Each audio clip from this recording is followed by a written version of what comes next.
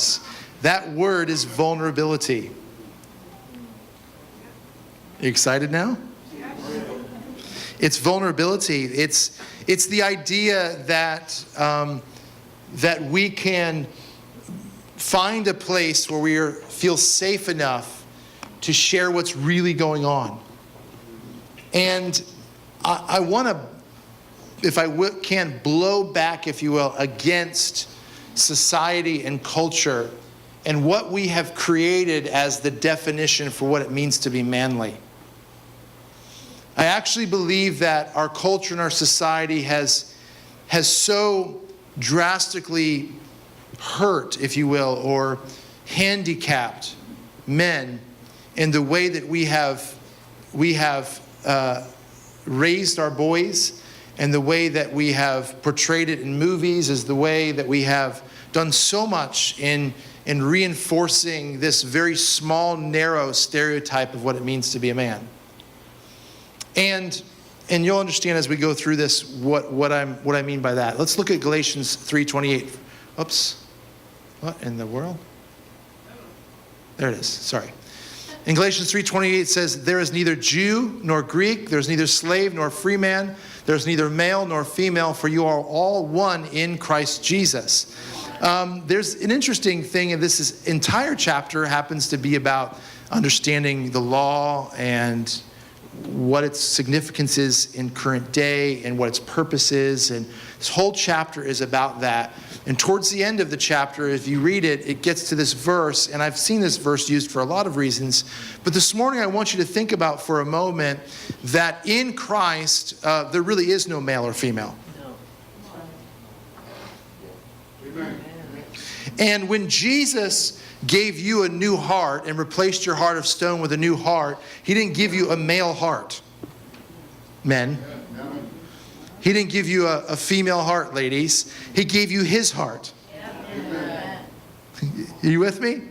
And so as men, I want to, you're going to feel some things hit home, and I want it to, but I just want you to go on this journey with me. Don't shut me down today, because if you hear what I have to say in the next 20 minutes, if you hear what I have to say today, it will dramatically change for the better your life in every facet and capacity. You will have a better marriage if you're married. You will have a better, you'll be a better dad, father, son, friend. You'll be better on your job. You'll be better in every capacity if you hear what I have to say today, because this really is the word of the Lord, I believe, this morning for Father's Day.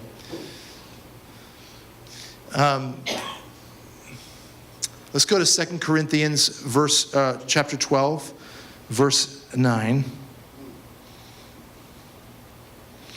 And I'm going to read this in the NASB, and then I'm going to switch over to the Mirror Bible for a moment. This will be the main text today, so don't get nervous. We're not going to keep you here long. But if you can hear me, this will change your life. I promise you that. And he said to me, "My grace is sufficient for you, for power is perfected in weakness. Most gladly, therefore, I will rather boast about my weakness, so that the power of Christ may dwell in me." This is such a foreign idea to people, especially men. The idea that we would boast in our weakness. It's so foreign. It's like, it sounds horrific. It sounds terrible. It's like, let me come up with the worst idea in the room. Let's celebrate our weaknesses, right? So I want to paint this picture for you. I go on, I'm single all of a sudden. Estrella wises up, she moves on. Much wealthier, much better looking man. And I'm single, and I go on a date, and I'm like, you know what? I know what a woman wants.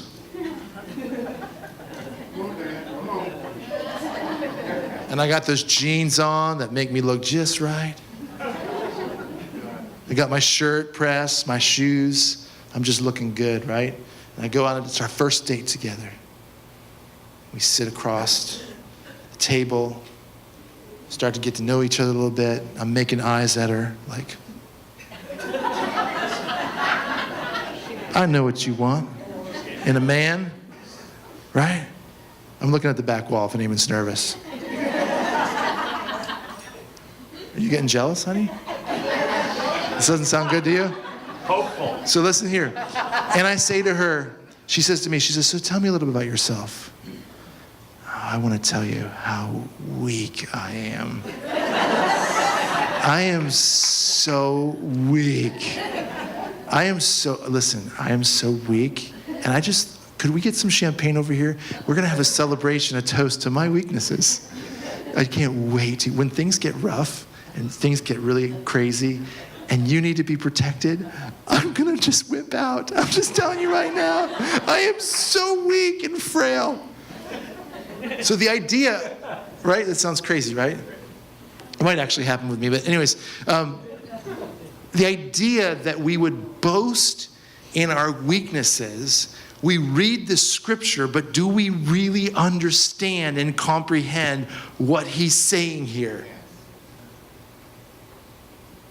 And then he says in verse 10, therefore I am well content with weaknesses, with insults, with distresses, with persecutions, with difficulties, for Christ's sake, for when I am weak, then I am strong. I love this because it doesn't say then he is strong. It says when I am weak, I am strong. And so as men, that when we go through life and our whole paradigm that we've been taught as children is that we have to be strong, we have to be strong, we have to keep it together. Everybody else is losing their mind. Oh, I can't lose my mind. I have to keep it together, and I have to keep the job going, and I have to keep the money coming in, and I have to keep everyone safe, and I have to be strong, and people are upset, and the world's falling apart, but I can't show that I'm weak. I can't show that it bothers me, because then what's going to happen? Who's going to hold the fort down? Who's going to hold on to the kite string? Things are going to go crazy, and so on and on. And we have this mentality as men that we have to do this, and yet the Lord's telling us here that it's when we are weak and vulnerable with those weaknesses that we actually become strong. There's actually strength in vulnerability. There's strength in being able to say, I can't do this on my own. And as the beginning of this verse 9 says, that his grace is sufficient to create a situation where we are powerful when we are weak. Which means we actually open the door to the grace of God flowing to us when we can be vulnerable with our weaknesses. Oh, somebody needs to hear what I'm saying right now. We actually open the door to grace when we are willing to be open with our weaknesses and vulnerable with our weaknesses. Do you know why women get the message of grace before men? Because men have to admit that we are weak or we are lacking or that we need something in order to receive the message of grace. Ladies don't have a big of a problem with that. Not because, well, they're women, they're designed that way. Bull. We've been conditioned that way. Men, we've been told we're not nurturing. We've been told that we don't have to be sensitive. We've been told we're not good listeners. We've been told that we're not detail-oriented. We've been told we're all those things. And if you are all those things, something's wrong with your sexuality. Come on, can we be real for a moment? We go there, and then, if I could just preach for a moment, y'all just mind for a second. We have a little boy that runs over and picks up the little girl's doll. And what do we tell him? Boys don't play with dolls. Then he becomes an adult and gets married, and women, you can't figure out why we don't want to change the baby's diaper. Or we're not as naturally nurturing. Because we have conditioned little boys to believe that being caring and sensitive and nurturing is not manly. Oh, I'm just going to preach to myself up here. We have conditioned them to think that when they sit at the table with the girls at lunch and have a conversation with them, and the boys are out grunting in the football field, bashing heads with one another, we say to that boy that he's X, Y, or Z. We label him because he wants to talk, he wants to listen, he wants to communicate. And then when all these men grow up, and then they're your husbands, and you're at dinner with them, and they can't keep eye contact with you, and they have no idea what you're saying, and you know they have no idea what they're saying, we wonder why. Because we've created these gender roles. I'm not talking about roles in the family. I'm talking about these caricatures, if you will, of this is how you will act if you have these particular parts. And anything outside of that means something different. What happens is, as we reinforce that, it has such an emotional toll on the development of men that as we grow, as we as we come into manhood, as we come into relationship, and difficult times come, we run, we bury ourselves in our work or whatever. Drugs. Bingo. We get out of touch. We just stop connecting. We do all these things because the last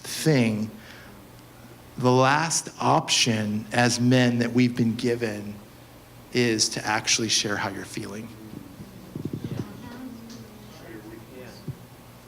To actually say, I'm struggling. I have something that I just, in my heart, emotionally, I can't overcome. And I'm really having a tough time of it. We call them sissies. I love my dad, but I remember growing up, we'd be on the soccer field, I've told this before, and get kicked in the mouth and somebody, dislocates your finger, and he's screaming, "Get up! Get up! They're gonna score on you!" Right, that's what we do. Guy or girl. You did that to Erin. Well. And that's why she's still kicking people's butts, all right? It's this reinforced idea, if you're going to be a man, this is what you do.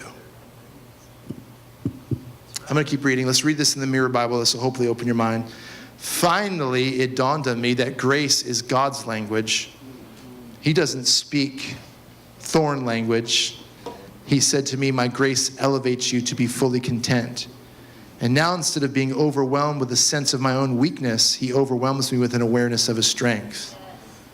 Oh, what bliss to rejoice in the fact that in the midst of my frailties, I encounter the dynamic of the grace of God to be my habitation. Wow, wow, wow, wow, wow. When I am weak, he is strong. I love this because it is such a beautiful picture that when I can be vulnerable with the frail things in my life, that I actually allows me to enter into the habitation of the grace of God. Because we are now dependent on something besides our own ability. I'm going to keep reading on, and I want to say something. Now, I enjoy a delightfully different frame of mind when I encounter things that would normally make me feel frail. Whether it be from insults or when I am in situations where I'm forced to do things with my arm twisted behind my back. If you read on in this particular, in the Greek, in the Mirror translation, it actually means that this idea of your arm being twisted behind your back, it means removing your ability to fix the problem. Taking your hands away. It's like walking into a fight like this. Oops. So it says, whether it be from insults or when I am in situations where I'm forced to do things with my arms twisted behind my back, which as men, we have been programmed to believe that we have to have an answer and a solution to everything. And there's nothing that we can't fix. And now our ability to fix the situation has been taken away from us. And in those situations, whether I am persecuted or I feel squeezed into claustrophobic spaces, because of Christ, every time that I encounter one of these situations, one of these weak moments, this weakness, I escape into the strength of my I amness. The actual, listen to me, the actual Greek word that finishes this chapter is actually I am. I escape into the strength of who I am in him. My redeemed identity, my original identity and redeemed innocence in him. I escape into that every time I'm willing to be vulnerable with the weak things in my life. Come on, are you with me? Does that not just begin to just totally blow your mind for a moment? Of how, I was saying this in the first service, that our society has gotten so to the point, and this is not my wife's fault at all, that she had this conversation with me, but I just had some moments in the last couple of months as God has just been reworking my heart and doing all sorts of crazy things, where I'm just tired of putting on a face. I'm tired of trying to be what society says I'm supposed to be. I'm tired. I'm like having an early midlife crisis. It's like I'm tired of all that crap that I've been told that you have to be in order to be seen as this or that. And I'm tired of it. And I was at home and we were having a conversation and I just told her, I said, I was feeling horrible. Not depressed, not angry. I just was sad. And I had some stuff going on in my heart. And I just simply said to her, I am really struggling. I'm in a bad spot. I'm feeling anxious. I'm feeling some other things. And that's so foreign to us as men to do that in our family unit. Now, society has so conditioned us to believe what a man should be that just simply by saying to her, I'm having a couple of days where I'm struggling emotionally, her response was to sit me down and to say, are you going to hurt yourself? Are you going to kill yourself? What's going on? So think about this for a moment. Perfect sound. Think about this for a moment. I was like, let me think about it.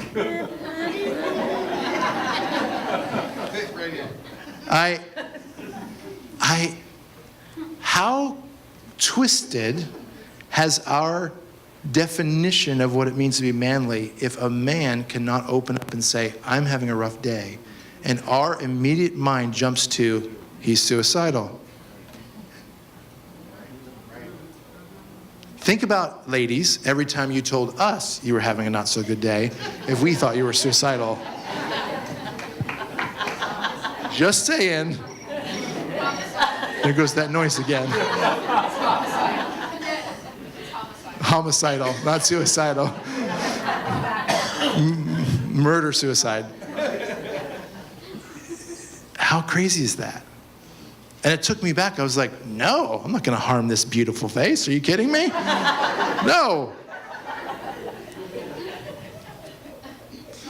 I was joking around the first service. I said, I know that I'm wired a little differently. I get that. I'm not asking you to be a duplicate of me. But I'm just telling you, as I have allowed myself to be more sensitive, more open, allowed my heart to come alive in new ways, and just stop allowing people to force me into that box, and just be who I'm created to be. And you're not going to be me, you're going to be you. But be fully who you've been created to be, and communicate bravely, and have calm but honest conversations with those around you. And you begin to go through that process. You're going to be a better dad, you're going to be a better husband, you're going to be a better friend. You're going to be so much better off if you actually go through that process. I'm telling you right now. I remember the first time a couple weeks ago in church, I told you all I got a facial. It was like silence in here. It was unbelievable. There was a guy in the back having a conversation with his wife. I think his name was Billy Bob for the effect of this story. And he said, as he got home, and he said, Marge, did you hear that preacher boy up there with them tight pants on talking about getting a facial?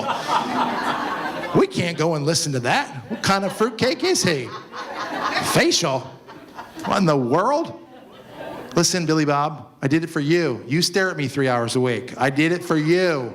Okay, I don't have to look at this. You do. I'm doing it for you. You should pay for my facial. You should say, here's your budget for skincare for the year. I should have my own skincare budget. You got to stare at this all the time. Do you want it to be ugly?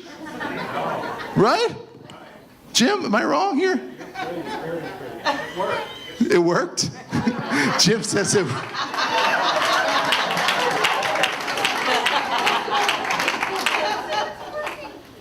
Thank you, Jim. I think her name is Emily at Massage Lux over in University, okay? But true, come on. How much have we twisted the idea that we can't actually express what's going on in our heart for the fear of the shame and retribution of what we've experienced our entire lives? One of my favorite songs I've been listening to lately is a song called Perfect by Ed Sheeran.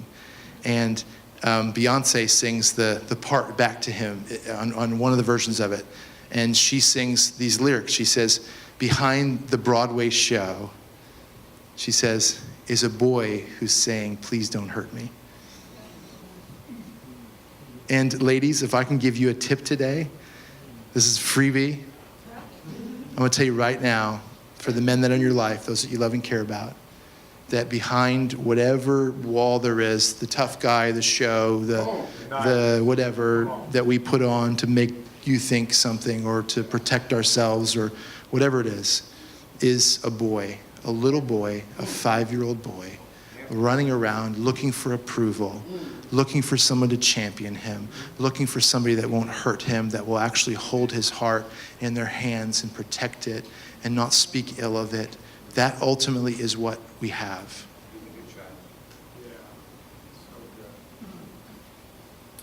Do we have any single guys that are here?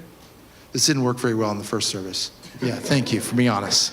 You're not going to be single after today, okay? Anybody else? Single. All right, I'm going to hook you up too. Single. Anyone else single? All right, single. We got some single. All right, that was quick, but I got it. Okay, single. You're going to be single if you do that again, all right? Anybody else? Single. Men, this is a free tip for you. Okay? You don't have to go ask a girl on a date and your first date, tell her that for the last 15 years I've done Tough Mudders and I've broken 6 bones. I've dislocated my shoulder 4 times, but I just keep doing it because I never give up. Never give up on anything. Not gonna give up on us either. And she's thinking, this is the dumbest son of a gun. He keeps breaking his bones and going back and getting them broken again.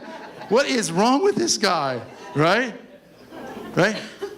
As opposed to actually sitting down and being who you actually were created to be. Vulnerable and honest and tapping into those things that you were told as a boy were bad and being real and sharing your heart, being raw and brave. And this is what I wrote down as fathers today. I want to encourage you this. And I'm just about done. Vulnerability, oh yeah, that's good. Vulnerability of our sin and weakness opens the door to the grace and strength of God in our everyday lives. I said that earlier. When we think as men, our job is to always be strong. We teach our sons that their value is derived from their ability to say no to their emotions and to stay hidden in fear. I must say that again. When we think as men, our job is always to be strong. We teach our sons that their value is derived from their ability to say no to their emotions and to stay hidden in fear. But the problem is that boy grows up to be a man one day. And then he sees his emotions as something that is out to get him. He sees it as weakness. He sees it as whatever it may be, when the Bible actually says that those perceived weaknesses, those perceived frailties, those moments where we feel like we can't come up with a solution and we can't fix it because our hands are tied behind our back, are actually the moments where we actually find the strength that comes through Christ and his grace poured out to us. And then to our daughters, dads, we tell them this. We teach our daughters that they never have to be the brave ones. And all they need to do is find a man that can do it for them. So true. I wrote them. This didn't come from Brene Brown. She ripped me off. Those were my thoughts. These are originals. So if you don't like them, then they did come from somebody else. But we need to teach our daughters that they can be brave and strong, like we talked about on Mother's Day, and that they can champion and nurture more than just their family's dreams, but their own. Amen. And we can teach our sons that when they encounter tough situations in life, or if they have a mistake or they have a regret, that instead of going back to the dad who never wanted to show that he never made a mistake or never wanted to show like there was any weakness and this perceived strength and this facade, why don't he think back to the time where dad couldn't fix it and dad didn't have the solution and dad was crying on mom's shoulder, and let him have the freedom to realize that in that moment it's okay to be real with where he's at. And allow the people that love him and that are around him to strengthen him and encourage him. So that when the person that's hugging him now has their meltdown, he can then allow them to be real and be strong for them. See, relationship and the exchange that God has created us to have with one another is only on track when we can be vulnerable. Only when we can have a conversation with one another about tough things or awkward things or things that are difficult to talk about. But when we come from a place of vulnerability, and I hear the vulnerability coming from you, and you hear it coming from me, and I'm opening my heart up to you and showing you places that you've never seen before or no one's ever seen before, it would be psychopathic. It would be narcissism to the nth degree. It would be insane in that moment for somebody to slam you. What it does is it actually invites them into the exact same equation that Christ invites you and I into, which is when we're vulnerable, we can actually see strength in one another. When we are weak, we actually become strong, and we reinforce to one another our redeemed identity and innocence as we are vulnerable in those chances, those opportunities that we have. And so this doesn't become about, you might see something weak in me and therefore not love me as much, or not think that I'm the man, or not think that I can handle it, or think I'm falling apart. It becomes, he loves me enough to open his heart and to push past the fear and the shame and society's box that we've been put in, and open our heart up and say, look what's really going on inside. You single men that are here, you want a girl to fall in love with you, show her how weak you are. Well, sister, my God. All right, we'll get you hooked up after service, all right? We got 3 candidates in the back, all right? Just kidding, you can handle me joking with you. You hear me? Show her how vulnerable you are. Show her how honest you are. Show her that you want to have the kind of relationship where you can share with one another and build together. That is where his grace is made perfect. That is where he is powerful. That is where our strength really comes from, in being vulnerable. You will be the best dad. You will be the most amazing husband. You'll be the most amazing friend and son and granddad ever as we learn to be there. Does that make sense today? Oh my gosh, it's so late. Okay, let's pray. I have an amazing story about an eagle, but that's gonna have to wait till Wednesday night, all right? I do. No, I'm just gonna say it. Can you handle 2 minutes? There was an amazing story of an eagle that was in a zoo in South Africa, in Pretoria Zoo. And he was brought to a nature conservation officer to finally be released. And he was brought in this wooden crate. And they opened this wooden crate up. That wooden crate had become, its safe place, its home. And they opened the crate up, and this eagle, who was fully healthy and fully had the ability to fly and soar with the other eagles, had been so accustomed, listen to me, so accustomed to the cage, to the crate, that it refused to fly. And they did everything. The conservation officers did everything they could to get that eagle to fly, to get that eagle to be all that it is, to soar.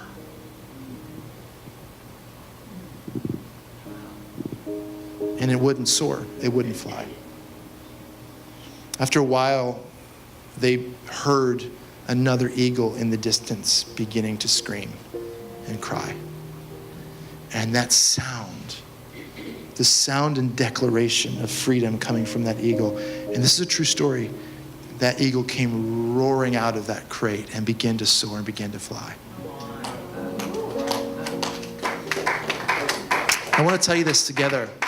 We have put our hearts in cages, and we don't realize how capable we are as men of doing all the things that are not manly, of nurturing, loving, being sensitive, of being aware, being detail-oriented.